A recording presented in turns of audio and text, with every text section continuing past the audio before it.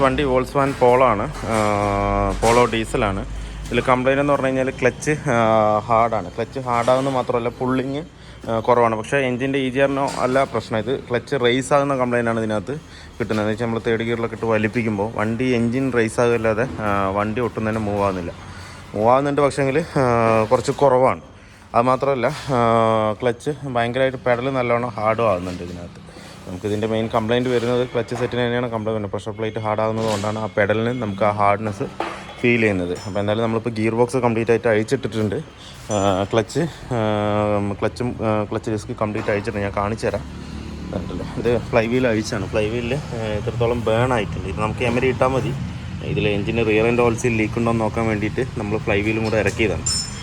അപ്പോൾ ഇതൊന്ന് എമരി ഇട്ട് കറക്റ്റായിട്ട് സെറ്റ് ചെയ്യണം ഫ്ലൈ വീല്. പിന്നെ അതുപോലെ ക്ലച്ച് അവിടെ അഴിച്ച് ഇതാണ് ക്ലച്ച് പ്ലേറ്റ് വരുന്നത്. ഇതിനകത്ത് നേരത്തെ ഇട്ടിരിക്കുന്ന ഓയിൽ തന്നെയാണ്. അത് കംപ്ലീറ്റ് ആയിട്ട് വേൺ ഔട്ടായി. കണ്ടില്ലേ, അതുകൊണ്ട് ഇത്രത്തോളം റൈസ് ആയിട്ടുണ്ട്. അതുകൊണ്ടാണ് നമുക്ക് ആ പുള്ളിങ് അതിനകത്ത് പക്ക പുറത്തേക്ക് കിട്ടാത്തത്. ഇത് ബേണായതിൻ്റെ കാരണം.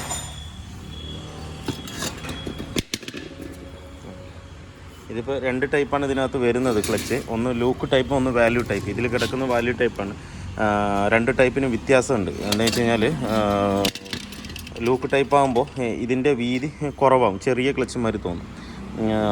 വാല്യൂ ടൈപ്പ് എന്ന് പറഞ്ഞു കഴിഞ്ഞാൽ കുറച്ച് വീതി കൂടുതലാണ്. ഇത് തന്നെ വാല്യൂ ടൈപ്പ് തന്നെ ഇടണം, എന്നാലേ കറക്റ്റ് സ്യൂട്ടാവുള്ളൂ.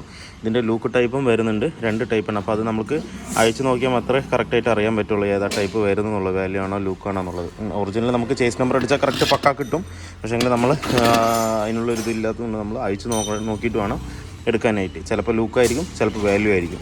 ഏതാണോ മേക്ക് അതിലിരിക്കുന്നത് അത് തന്നെ ഇടണം, എന്നാലേ അത് പക്ക കറക്റ്റ് ആവുള്ളൂ. വാല്യൂവിൽ തന്നെ വരുന്നുണ്ട്. വാല്യൂവിൽ തന്നെ വരുമ്പോൾ ഇതിന് റേറ്റ് നല്ലോണം വരുന്നുണ്ട്. 10 രൂപയുടെ മുകളിൽ വരുന്നുണ്ട്. ഒറിജിനലിനെ നമുക്ക് ഏകദേശം ആ ഒരു റേഞ്ച് മാത്രമേ വരുന്നുള്ളൂ. ഇത് ലൂക്കിന് 8,000 ചില്ലാൻ രൂപയെ വില വരുന്നുള്ളൂ. ഇപ്പോൾ നമ്മൾ എടുത്തിരിക്കുന്നത് ഓയി തന്നെയാണ്. ക്ലച്ച് പ്ലേറ്റ് എടുത്തിരിക്കുന്നത് കണ്ടില്ല, ഓയി പാട്ട് തന്നെയാണ് എടുത്തിരിക്കുന്നത്. ഷെവർലേറ്റിൻ്റെ വോൾസ്വാഗൻ്റെ കണ്ടോ. പിന്നെ റിലീസ് ബെയറിങ് നമ്മൾ അതർ മേക്കാണ്, പക്ഷേ ഓയി വരുന്ന ബ്രാൻഡ് തന്നെയാണ്, ജർമ്മൻ ബ്രാൻഡ് തന്നെയാണ് ഇത്. അതാണ് നമ്മൾ എടുത്തിരിക്കുന്നത്. ഇതിന് ഏകദേശം 1,600 രൂപയോളം റിലീസ് ബെയറിങ്ങിന് വരുന്നുണ്ട്. ക്ലച്ച് നമ്മൾ ഓയി തന്നെയാണ് എടുത്തിരിക്കുന്നത്. ക്ലച്ച് ഞാൻ ഇതാണ് മാറ്റി വെച്ചിരിക്കാൻ കാണിച്ചത്. ഇതാണ് പുതിയ ക്ലച്ച് വരുന്നത്. അത്രയും തിക്നെസ് ഇതിനകത്ത് വരണം. അത് മൊത്തം അതിലുള്ളത് മൊത്തം തേഞ്ഞ് പോയിരിക്കുക.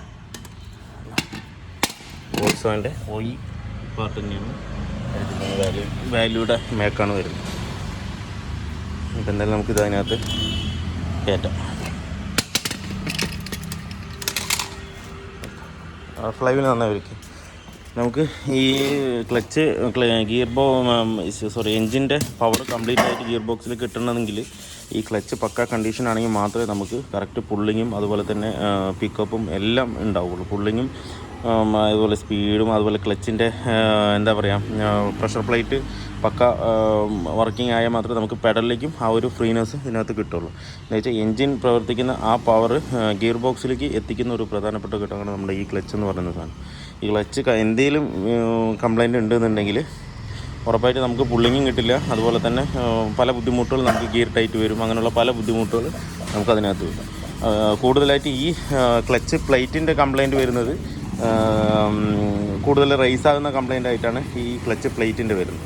പിന്നെ ഒരു ഇടുപ്പ് സൗണ്ടായിട്ട് വരും നമുക്ക് ക്ലച്ച് ചവിട്ടി എടുക്കുമ്പോൾ. ഇടുപ്പ് എന്താ വെച്ച് കഴിഞ്ഞാൽ ഈ സെൻറ്ററിലെ ഈ പോർഷൻ ഉണ്ടല്ലോ, അതിന് തേയ്മാനം ഇല്ലാന്നുണ്ടെങ്കിൽ ഷെയ്ക്ക് വന്നിട്ടുണ്ടെങ്കിൽ ആ ഒരു പ്രശ്നം ഇതിനകത്ത് വരും. ഈ 2 കാര്യമാണ് കൂടുതലായിട്ടും നമുക്ക് ഈ ക്ലച്ച് പ്ലേറ്റിനകത്ത് കംപ്ലൈൻ്റ് ആയിട്ട് കിട്ടുക. പിന്നെ ഈ പ്രഷർ പ്ലേറ്റിനകത്ത് പറഞ്ഞു കഴിഞ്ഞാൽ പ്രഷർ പ്ലേറ്റിൽ കൂടുതൽ നമുക്ക് ഗിയർ ടൈറ്റ് ആയിട്ടാണ് നമുക്ക് ഫീൽ ചെയ്യുക. ഗിയർ ടൈറ്റും അതുപോലെ തന്നെ ക്ലച്ച് പെഡൽ ടൈറ്റും, ഈ 2 കാരണം ഇതിൽ കൂടെ നമുക്ക് കിട്ടും. പിന്നെ ക്ലച്ച് സിലിണ്ടറൊക്കെയാണ് വരുന്നതെന്നുണ്ടെങ്കിൽ, സിലിണ്ടറിൻ്റെ കംപ്ലയിൻ്റ് ഉണ്ടെങ്കിൽ നമുക്ക് ക്ലച്ച് ഗിയർ ടൈറ്റ് വരാൻ സാധ്യത കൂടുതലാണ്. പിന്നെ ഈ 2 പാർട്ടല്ലാതെ നമ്മൾ എപ്പോഴും കാണിക്കാത്തൊരു സാധനമാണ് ഈ ഫ്ലൈ വീലിൻ്റെ ഉള്ളിൽ വരുന്ന fly wheel bearing, pilot bearing എന്ന് പറയും. ഇന്നോവയ്ക്ക്, മാരുതിക്ക് അങ്ങനെയുള്ള വണ്ടികൾക്കൊക്കെ പൈലറ്റ് ബെയറിംഗ് വരും. ആ ബെയറിങ്ങിന് എന്തെങ്കിലും ഒരു ഇഷ്യൂ ഉണ്ടെന്നുണ്ടെങ്കിൽ, അല്ലാന്നുണ്ടെങ്കിൽ ബെയറിംഗ് ടൈറ്റാണ്, സ്ട്രക്കായി നിൽക്കുകയാണെന്നുണ്ടെങ്കിൽ ഉറപ്പായിട്ടും നമുക്ക് ഗിയർ ടൈറ്റ് നല്ലോണം ഫീൽ ചെയ്യും. അപ്പോൾ നമുക്ക് ക്ലച്ച് ചില വണ്ടികളുണ്ട് ഇതിലൊന്നും ഇല്ല, ഇതിലൊക്കെ നോർമലായിട്ടാണ് കിടക്കുക, ബെയറിംഗ് ഒന്നും വരില്ല. ബെയറിങ് പൈലറ്റ് ബെയറിങ് വരുന്ന എല്ലാ വണ്ടികൾക്കും നമ്മൾ പൈലറ്റ് ബെയറിങ് കൂടെ മാറ്റി വിടുന്നതായിരിക്കും ബെറ്റർ. അങ്ങനെ ആകുമ്പോഴേ ആ ഒരു വർക്കിംഗ് സ്മൂത്ത്നെസ് ഉണ്ടാവുള്ളൂ. അപ്പോൾ പോളോൻ്റെ വർക്ക് ഫുള്ളി കംപ്ലീറ്റ് ആയിട്ടുണ്ട്. ഇപ്പോൾ നമ്മളിതിൽ ചെയ്ത് ക്ലച്ച് പ്ലേറ്റും പ്രഷർ പ്ലേറ്റും അതുപോലെ തന്നെ റിലീസ് ബെയറിങ്, അതിൻ്റെ ട്രാൻസ്മിഷൻ്റെ ഓയിൽ, പിന്നെ ഫ്രണ്ടിലെ ബ്രേക്ക് ഡിസ്ക് 2 സ്കിം ചെയ്തിട്ടുണ്ട്. വെച്ചാൽ പെഡൽ വൈബ്രേഷൻ ഉണ്ടായിരുന്നു. ബ്രേക്ക് ഡിസ്ക് 2 പോളിഷ് ചെയ്തിട്ടുണ്ട്. ക്ലച്ചിന് ചോട്ട് സ്മൂത്ത് ഇല്ല നമുക്ക്. അപ്പുറത്ത് ഓക്കെ അല്ലേ? നേരത്തെ മറ്റേ ക്ലച്ച് എന്ന് പറഞ്ഞാൽ ഭയങ്കര ഹാർഡായിരുന്നു. ഇപ്പോൾ അത് പക്ക സ്മൂത്ത് ആയിട്ടുണ്ട്. ഇപ്പം വീഡിയോ എല്ലാവർക്കും ഇഷ്ടമായിരുന്നു ലൈക്ക് ചെയ്യുക, ഷെയർ ചെയ്യുക, അതുപോലെ തന്നെ സബ്സ്ക്രൈബ് ചെയ്യാതെ വീഡിയോ കാണുന്നെങ്കിലും സബ്സ്ക്രൈബ് സപ്പോർട്ട് ചെയ്യുക. മറ്റൊരു വീഡിയോയിൽ കാണുന്നവരെ എല്ലാവർക്കും ബൈ.